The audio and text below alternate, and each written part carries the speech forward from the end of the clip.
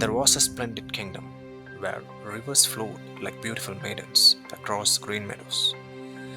People who did not know the word poverty. A palace that shone like gold in the sunlight. Its towers even touched the sky. The garden filled with color and scent of flowers, and the laughter of the woman mixed like music in the air. The ruler of this prosperous empire was a proud king. Fortune had given him everything: the empire, golden towers, citizens who even bowed his shadows.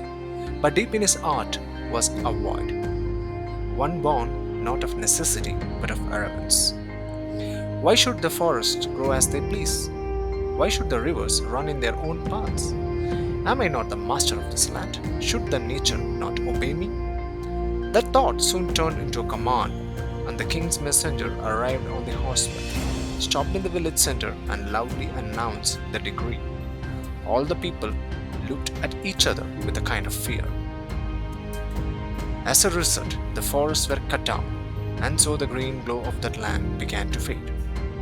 Only one creature dared to speak: a green parrot that lived in the royal garden. It came before the king and spoke.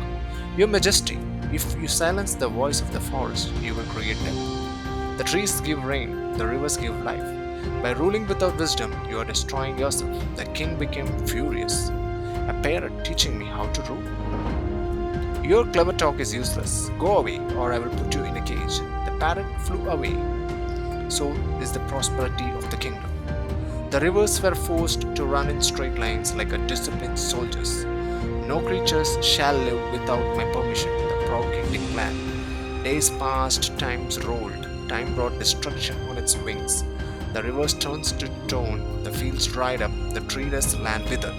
The sun burned fiercely, unemployment, drinking water scarcity, and economic crisis whatnot. Dust and heat, such were the many miseries. Only hunger found a place in the palace. The king's pride soon diminished.